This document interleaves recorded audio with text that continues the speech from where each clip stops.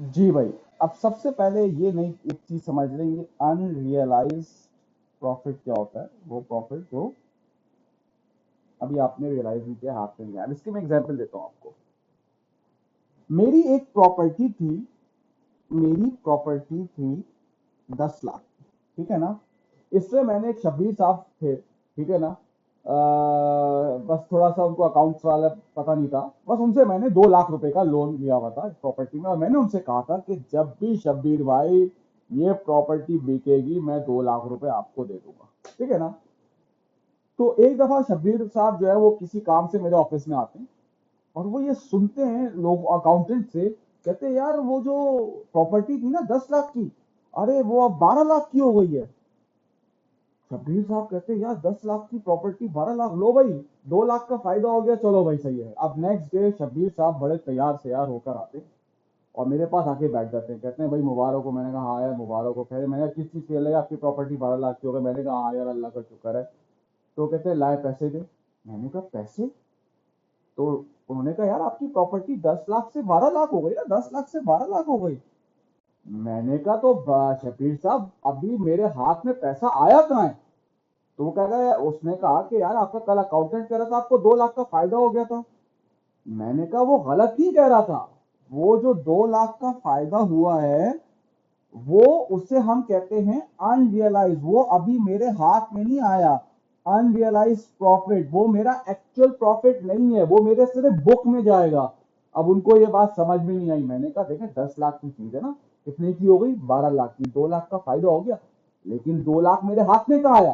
उन्होंने कहा हाथ में कब आएगा? मैंने कहा भाई अगले हफ्ते मैं जब बेचूंगा ये, मेरी लॉयर से डील हो गई है, 12 लाख की बिकेगी, जैसे ही वो बिकेगा मेरे हाथ में पैसा आएगा, मैं 2 लाख रुपए आपको दे दूंगा। और जैसे ही वो बिकेगी जो अनरियलाइज प्रॉफिट था वो रियलाइज हो जाएगा, बराबर। आप सबको भी समझ में आ रही है अनरियलाइज प्रॉफिट। 10 लाख की चीज 12 लाख की हो गई। शेयर में भी अक्सर होते ना, 15 लाख के शेयर से 18 लाख के हो गए। ओ भाई अभी बेचे तो नहीं है? नहीं सर बेचे नहीं है बेटा, ये आपका अनरियलाइज प्रॉफिट है। हाँ हाँ, गेन है, खुशी मना लो, सब कुछ कर लो, लेकिन ये अभी जेब में नहीं आया हुआ आपके। अच्छा सही है। मैंने कहा हाँ ठीक। तो 10 लाख की चीज 12 लाख की हो गई, अनरियलाइज प्रॉफिट। अब मुझे एक बात बताओ, जैसे ही मैं ये प्रॉपर्टी बेचूंगा, मैं जैसे ही ये प्रॉपर्टी बेचूंगा, अनरियलाइज प्रॉफिट जीरो होके एक्चुअल प्रॉफिट हो जाएगा 2, बराबर। अनरियलाइज प्रॉफिट खत्म हो जाएगा और एक्चुअल प्रॉफिट हो जाएगा। तो इसका मतलब क्या हुआ? अनरियलाइज प्रॉफिट 2 लाख से कम हो गया, इसका मतलब है प्रॉफिट क्या हो गया? रियलाइज हो गया, आपके हाथ में आ गया, आपके जेब में आ गया। अब आप इसे धड़ल्ले से रिकॉर्ड कर सकते हैं, क्योंकि अकाउंटिंग प्रिंसिपल स्टूडेंट्स कहता है कि फायदा जब हो गया है तो उसे फौरन से रिकॉर्ड कर लो। तो अनरियलाइज प्रॉफिट का कम होना यहाँ पे वो मकसद वो नहीं लेगा कि प्रॉपर्टी 12 लाख की थी तो 11 लाख की हो गई, ये बात समझिएगा। यहां पर इस उसमें अनरियलाइज प्रॉफिट का मतलब, कम से मतलब क्या हुआ कि प्रॉफिट रियलाइज हो गया, प्रॉफिट आपके हाथ में आ गया, आपके जेब में आ गया। आप अब उसको फ्री से ओके रिकॉर्ड कर लो। बात समझ में आई? हमने ये देखा अनरियलाइज प्रॉफिट जब कम होता है, इसका मतलब ये होता है कि वो रियलाइज हो गया। देखो यहाँ पे अनरियलाइज प्रॉफिट था ना 2 लाख का, वो मैंने बेच दी। अब मुझे क्या बताओ, जब 2 लाख मेरे हाथ में आ गए तो उसको अनरियलाइज थोड़ी कहेंगे। तो जो आपने अनरियलाइज सोचा हुआ था, रिकॉर्ड किया हुआ था, वो तो खत्म हो गया। तो इसका मतलब है जब अनरियलाइज प्रॉफिट कम होता है, इसका मतलब है हम कहेंगे वो प्रॉफिट रियलाइज हो गया। और जब वो प्रॉफिट रियलाइज हो गया तो भाई अब आप क्या करो, आराम से उसको रिकॉर्ड करो। तो अनरियलाइज प्रॉफिट जब कम होता है, इसका मतलब है आप प्रॉफिट को उसमें रिकॉर्ड कर सकते हो। इसका मतलब है अनरियलाइज प्रॉफिट का मतलब कम हो गया, मतलब वो रियलाइज हो गया, वो आपके पास आ गया। ठीक है, अब देखो इसका एक सवाल हम करते हैं।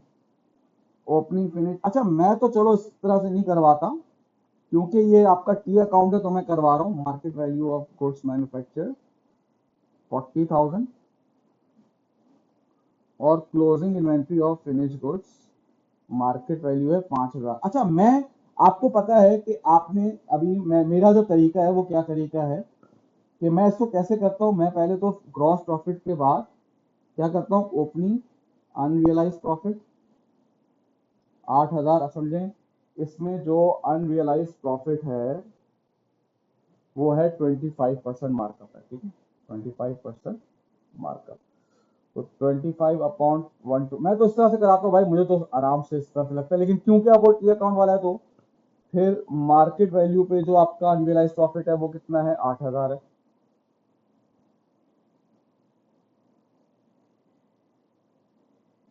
और क्लोजिंग अनरियलाइज प्रॉफिट कितना है आपका, 5,000 इंटू 25 अपॉन 125, कितना रियलाइज नहीं हुआ, तो इसका मतलब है 8,600 रियलाइज। मैं तो इस तरह से करवाता हूँ, बराबर ऐसे ही है।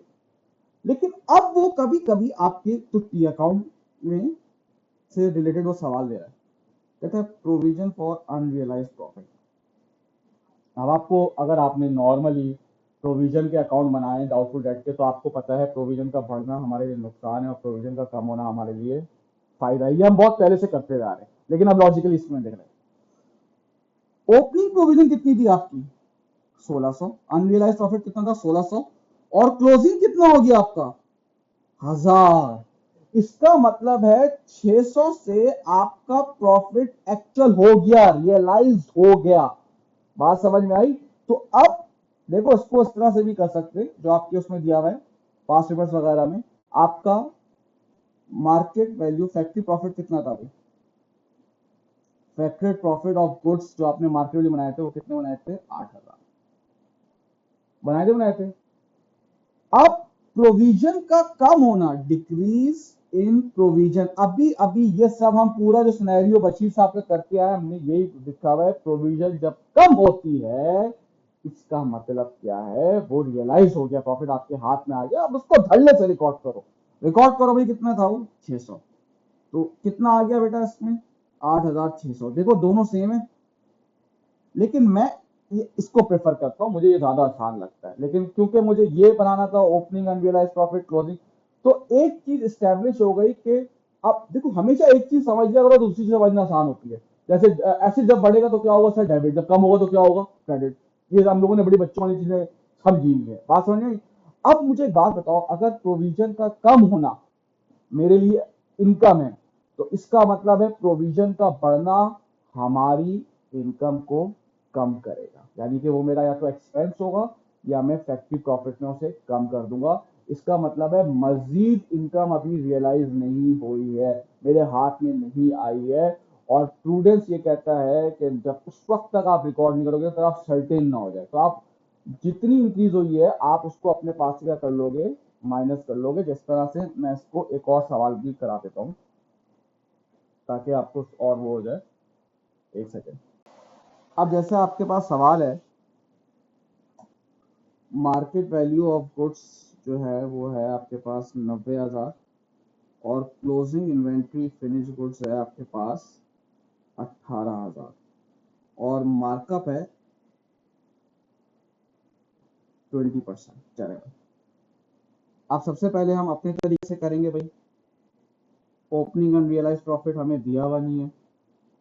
अच्छा, मार्केट वैल्यू का जो प्रॉफिट है वो निकालने बेटा, 90,000 इंटू 20 अपॉन 120, ये आ रहा है आपका 15,000। और क्लोजिंग का अनरियलाइज प्रॉफिट कितना आ रहा है बेटा, 18,000 इंटू 20 अपॉन 120, ये कितना आ रहा है आपके पास, 3,000। तो हम कहेंगे कि भाई 12,000 का प्रॉफिट आप रियलाइज कर लो। ये सिखाया मैंने आपको।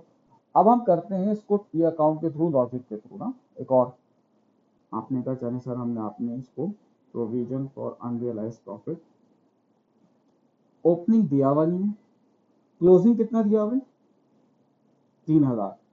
इसका मतलब है अनरियलाइज प्रॉफिट कितने से बढ़ गया, 3,000 से बढ़ गया। इसका मतलब क्या है, ये क्लोजिंग इन्वेंट्री है, ये बिकी नहीं है, इसका प्रॉफिट आप रियलाइज नहीं कर सकते। तो जो हम ग्रॉस प्रॉफिट के बाद फैक्ट्री प्रॉफिट लिखते थे, कितना प्रॉफिट लिखते थे, फैक्ट्री प्रॉफिट हमारे पास कितना आया था, फैक्ट्री प्रॉफिट 15,000।